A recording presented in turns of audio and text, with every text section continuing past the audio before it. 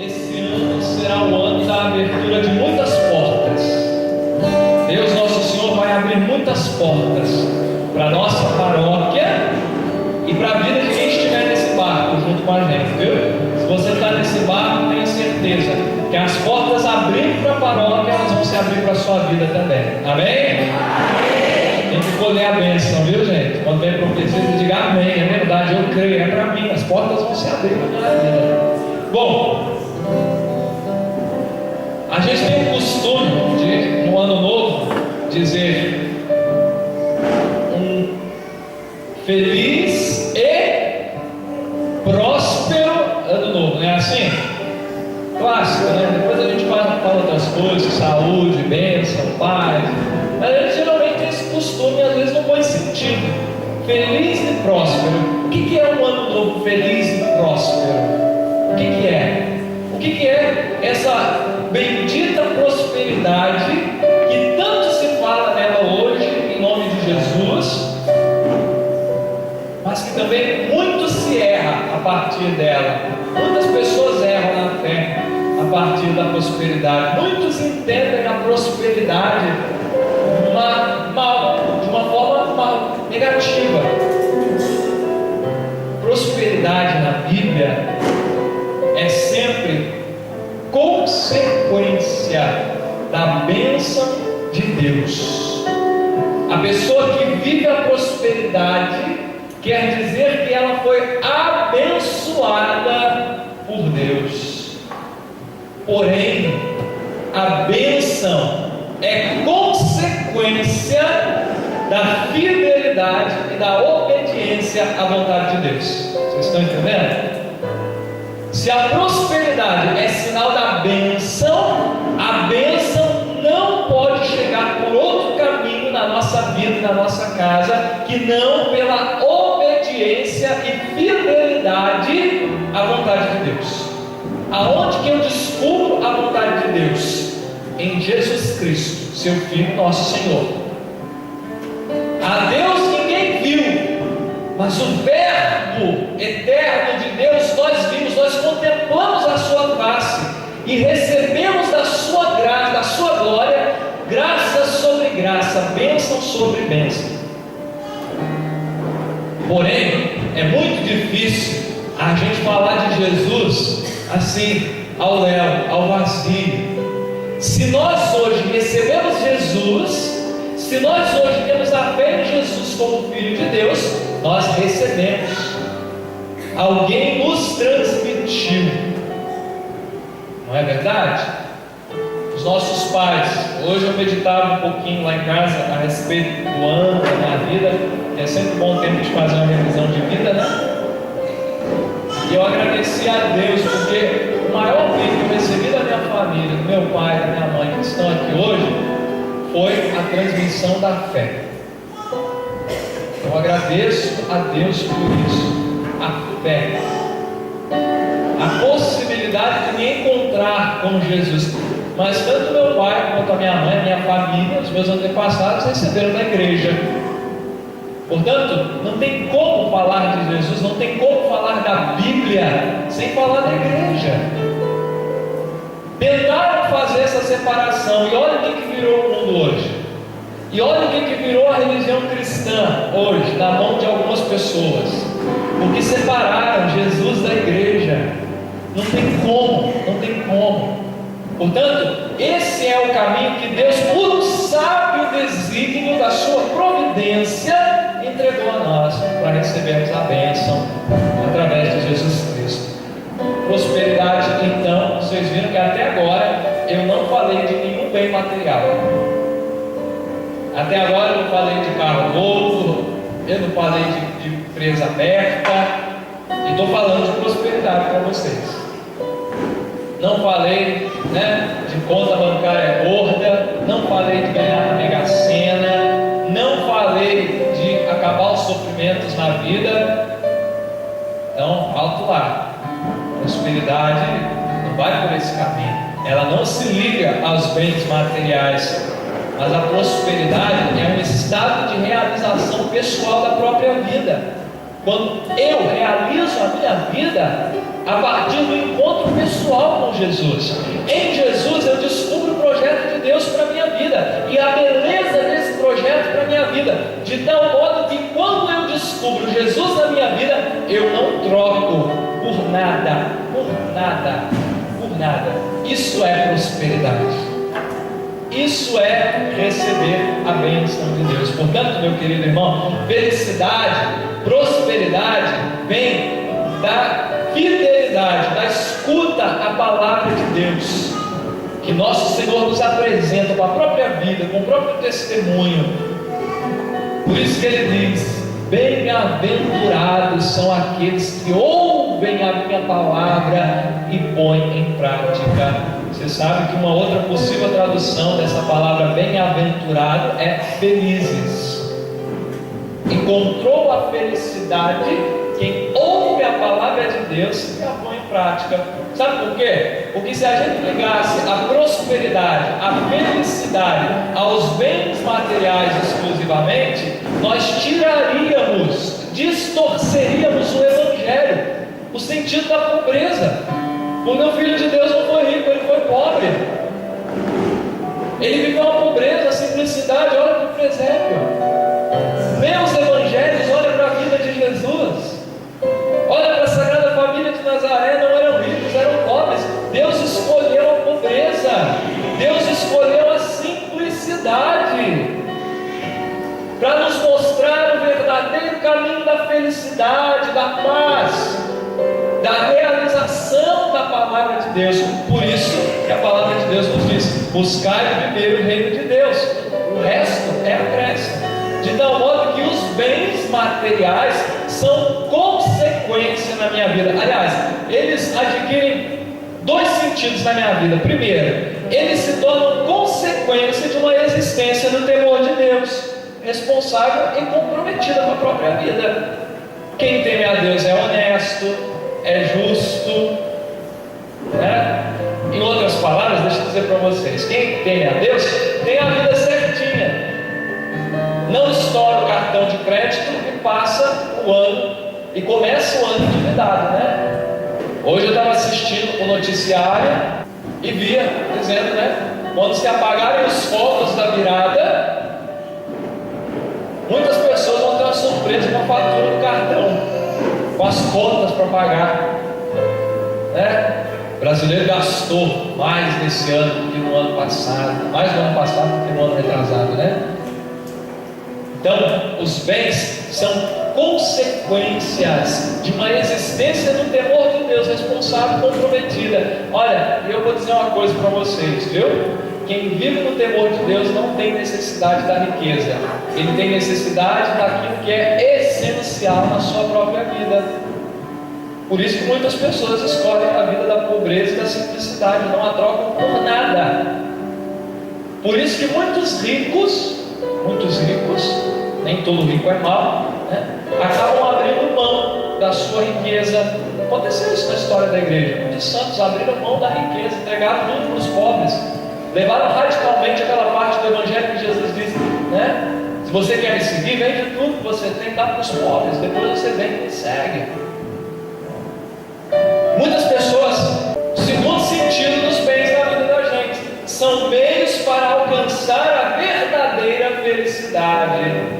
Então, quem adquire os bens, por maiores ou menores que sejam, sabe que eles são meios e não fins em si mesmo, né? Ou seja, a pessoa não se fecha no egoísmo, na própria autossatisfação, né? Quanto mais tem, mais quer. É isso que acontece. Quanto mais tem, mais quer. Não é capaz de abrir a mão para dividir, para estender a mão ao necessitado. É ávido, avidez, né? O que é a avidez? Quanto mais eu tenho, mais eu quero, e menos eu compartilho. Se puder nada, eu compartilho. É aquela hipocrisia que muitas das vezes a gente vive com a nossa oferta, né? Às vezes pode entregar uma oferta e entrega meia oferta. Ai não, mas eu já estou fazendo já a minha parte. Então, os bens materiais são consequências, são também consequência de quem vive no temor de Deus, para isso constrói com as próprias mãos, tá? Vocês tomem cuidado com essas propagandas que andam por aí, vem para cá que vai ter casa nova, carro na garagem, ó, bem material não cai do céu, a gente que constrói, e a gente que não constrói não para ver, né? Se caísse do céu, todo mundo teria ganhado na Mega Sena hoje, e a gente não sabe nem quem ganhou, não é verdade? Então a gente constrói, porque é real, e os bens são meios para alcançar a felicidade. Eu selecionei aqui, para a gente refletir rapidamente hoje, prometo que antes das 6 a gente termina a missa, tá? Alguns passos para quem quer viver um ano novo feliz e próspero, quem quer viver a verdadeira prosperidade, a verdadeira felicidade que vem de Deus. Primeiro passo, Espírito Santo, o que vamos fazer este ano? Eu e você. E a cada dia, Espírito Santo, bom dia, o que vamos fazer no dia de hoje? Sem o Espírito Santo, nós perdemos de vista toda e qualquer decisão, todo e qualquer bom propósito, tá? Deixa eu dizer, para ninguém começar o ano novo enganado, tá? Precisamos do Espírito Santo para qualquer propósito que vamos fazer para o ano que está apenas começando, tem 15 minutos que começou. Segundo passo, traz propósitos reais e possíveis. Ninguém caminha sem meta. O que você quer construir esse ano? O que você quer mudar em você, começando a sua personalidade esse ano? Porque às vezes é muito fácil a gente pensar no que tem que mudar nos outros, né? Mas não, em mim, o que eu preciso mudar? É meu humor, é meu jeito de ser. Eu desisto das coisas pela metade do caminho, eu reclamo muito, eu não tenho muito ânimo para servir a Deus, né? Eu preciso ser mais firme dentro da minha casa, eu preciso dar testemunho no meu trabalho. Trace propósitos reais e possíveis. Ninguém caminha sem meta, né? Só o cavalo doido, né? Aquele touro doido que sai, anda assim, sai. Não, nós não somos assim. Nós sabemos muito bem de onde nós começamos e aonde nós queremos chegar. Trace metas reais e possíveis, tá bom? Tem gente que diz assim: a minha meta vai ser transformar o mundo. Você não vai conseguir. Não vai conseguir. A minha meta vai ser transformar aquele meu ambiente de trabalho, sem funcionários, um mais ímpio que o outro. Você não vai conseguir. Talvez um dia, mas não de uma hora para outra. Esse ano eu vou trabalhar mais no meu coração. Então, eu vou fazer um propósito de toda noite antes de dormir, fazer um exame de consciência no meu dia, para me melhorar no dia seguinte. Eu vou me confessar pelo menos uma vez por mês. Olha aí, isso já é propósito real e possível. Eu vou tentar escutar mais a minha família. Isso é propósito real e possível. 3. Assim que traçar os propósitos reais e possíveis, comece a executá-los imediatamente, tá? Agora, a partir de agora, já estamos a 28 minutos do ano novo. Então, a partir de agora, eu começo a executar os meus propósitos. Não fique sonhando, acorde para a vida. Se eu conseguisse ser assim. Se lá em casa fosse assim. E tem gente que fica no e termina o ano no Comece.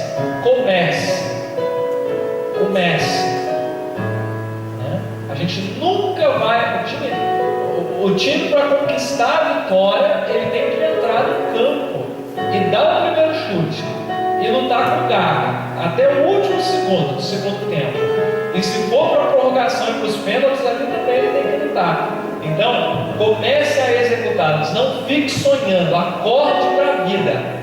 A vida que a gente deseja é a vida que a gente constrói. Amém? Amém. Quarto passo: use seu tempo com sabedoria. Porque se eu não souber usar o meu tempo com sabedoria, provavelmente eu não vou conseguir executar os meus propósitos.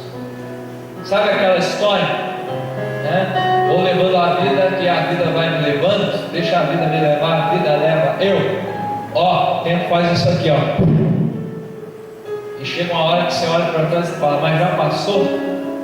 Você não fez nada e eu não fizemos nada. Então, use seu tempo com sabedoria, entendeu? Quando tiver que trabalhar, trabalhe. Quando tiver que descansar, descanse.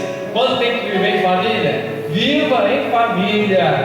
Quando tem que ler para se informar, para ler. Esse ano o Papa disse que é o ano para a gente ler o catecismo, né? Ele pediu para a gente ler o catecismo, de cabo a rabo, do começo ao fim, né?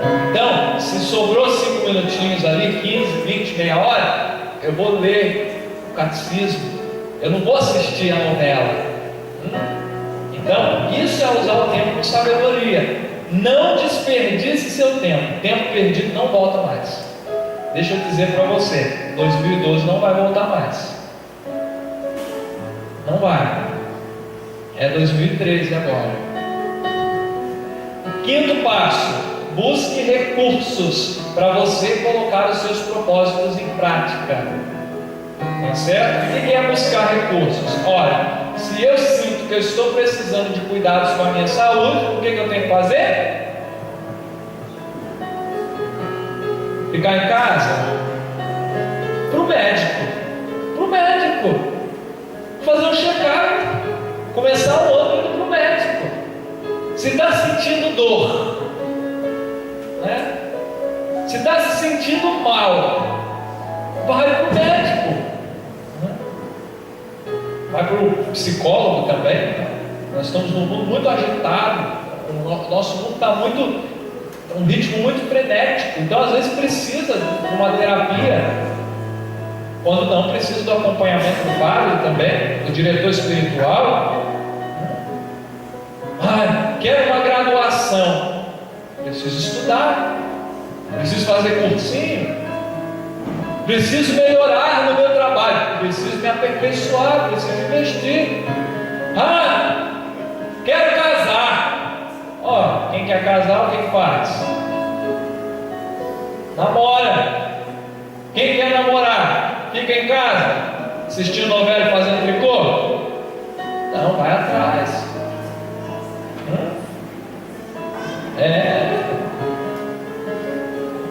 E quem quer ter um namorado de igreja, uma namorada de igreja? Deixa eu dizer, dizendo para as moças, mas para os rapazes também, né? Vai procurar no barzinho, na balada, na Avenida Paulista. Isso é buscar recursos, motivação, e saiba pedir ajuda quando for preciso. Não cultive o orgulho, entendeu? Saber pedir ajuda quando é hora de pedir ajuda. Tem gente que cultiva orgulho, não pede ajuda. Às vezes está lá, apertado, peso nos ombros, e tem um irmão do lado para dividir, para ajudar, que ninguém aguenta, além das próprias forças. Quando a gente sente que está esgotado, é sinal que está na hora de pedir ajuda, e tem que pedir. Isso é buscar recursos para viver os propósitos da vida da gente, né?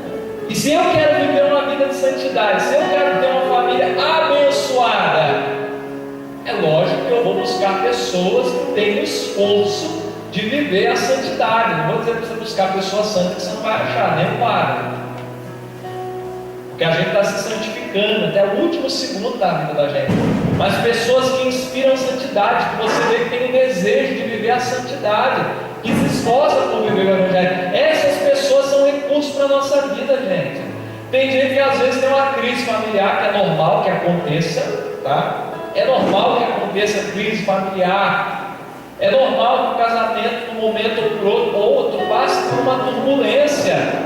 Agora, é errado o casal, seja a mulher ou o marido, e se aconselhar com pessoas que, por mais próximas que sejam, têm a vida bagunçada. Vocês acham que isso vai dar certo? Não vai dar certo. Então, busque recursos. Sexto passo: não fuja dos problemas. Não se afunde neles. Pelo contrário, aprenda e cresça com eles. Querido, querida, se você colheu limões em 2012, azedos, saiba que dá para você fazer uma boa limonada com eles. E no calor, um copo de limonada gelada vai muito bem, vai?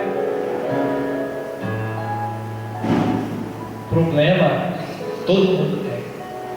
A diferença da fé é que o problema serve para o nosso crescimento, para a nossa santificação.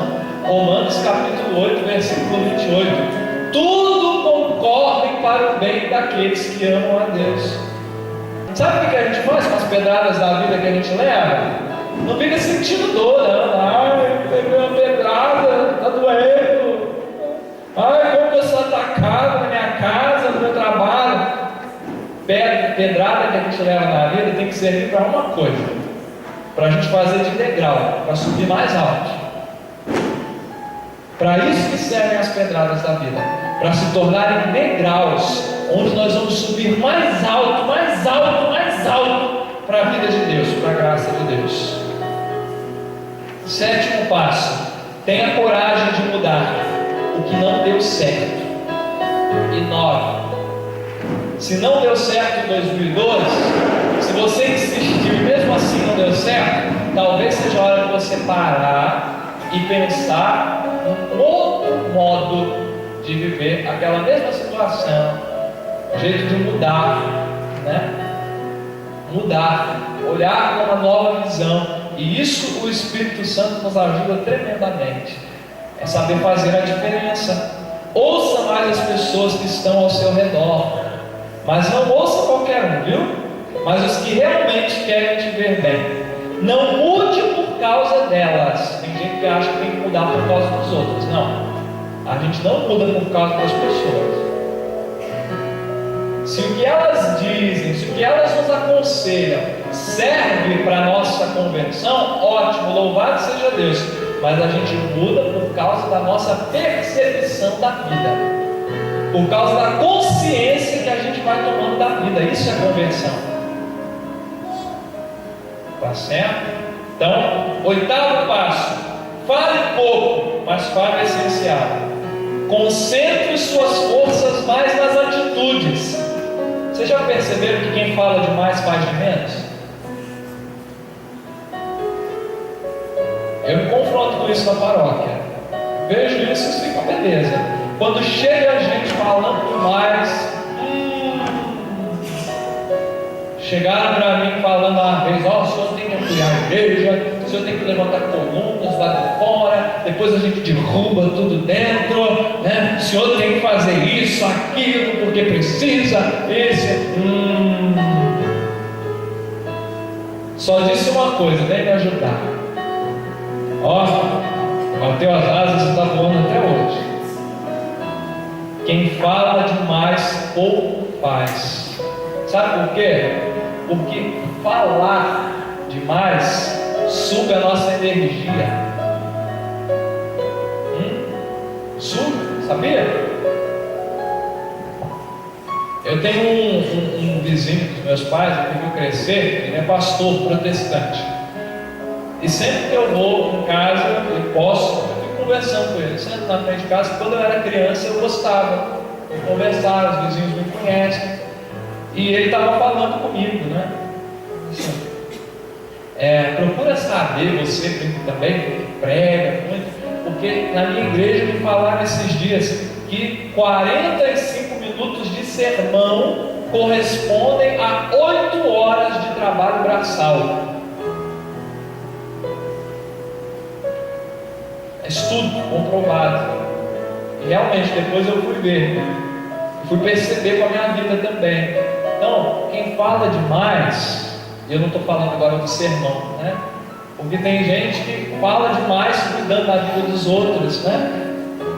Por que não cuida da própria vida, quem cuida da vida dos outros? Porque não tem força. Quando tem que cuidar da própria vida, já falou demais, já perdeu as forças e energias e não consegue cuidar da própria vida e da própria família. Então, fale pouco, mas fale essencial. 9º passo: valorize suas conquistas. Tem hora na vida da gente, principalmente quando a gente acha que as coisas não estão indo bem, que a gente tem que sentar com uma balança assim na frente da gente. Assim, desse lado, tudo que melhorou na minha vida, desse lado, tudo que piorou. E ver para que lado que a balança vai. Eu tenho certeza que se a gente for honesto com a vida da gente, com a vida de fé, a gente vai perceber que a balança vai pender para o lado daquilo que melhorou. Se a gente for honesto. Então, é bom valorizar as conquistas, avaliando-se sempre. 10º passo: não desista. Não desista. Não pare diante de um não. A porta pode fechar aqui, mas lá na frente ela pode se abrir. Mas se você desiste aqui diante do primeiro não, você não vai passar pela porta aberta lá na frente.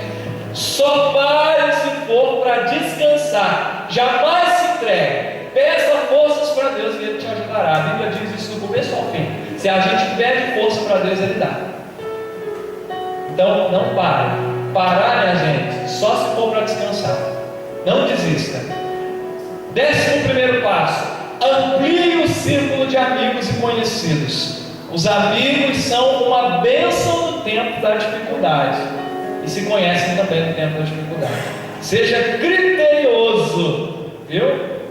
Na escolha das suas amizades também, tá certo? Escolhe antes o amigo para quem você vai entregar o seu coração. Sabe por quê? O ditado popular funciona muito bem nessa hora. Diga-me com quem andas e te direi quem és. Quase sempre, às vezes não funciona, tem exceção, mas quase sempre funciona. Então, amplie as amizades, mas escolha as suas amizades. Escolha as pessoas que vão te levar para frente, que vão te levar para a vida de Deus. Corre de gente que quer te afastar da igreja. Corre das pessoas que te desanimam no caminho do Senhor. Corre delas. Tá? Eu não estou falando para você ignorá-las e deixá-las ao léu. Reze por elas. Tá? Mas preste bem atenção nas mãos de quem você vai entregar o seu coração. 12º passo: evite o consumismo e a avidez. Administre bem cada centavo em suas mãos. Só agora que eu vim falar de bens materiais, vocês já viram? Eu estou falando de prosperidade o tempo todo aqui com vocês. Sabe de onde que eu tirei espaço para essa homilia? De 2 livros que não são de teologia, que não são de exegese bíblica. 100 lições para se tornar um grande empresário e 100 lições para ter sucesso na vida. Aqui, ó. Para quem pensa que eu tirei um livro de teologia. Falei de prosperidade até aqui. Só agora eu vim tocar nos bens materiais. Para falar o quê? Administre bem cada centavo. O dinheiro da gente é sagrado. É sagrado. É sagrado. Tá? Olhe bem os seus investimentos. Não tenha medo do trabalho. E não seja demasiadamente apegado aos bens materiais. Porque tem gente que é apegada aos bens materiais. Aí não dá também.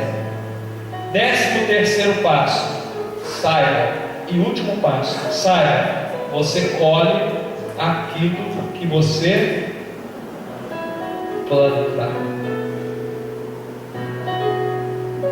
Para quem está com Deus, nunca é tarde para viver a vida nova que só Ele pode dar.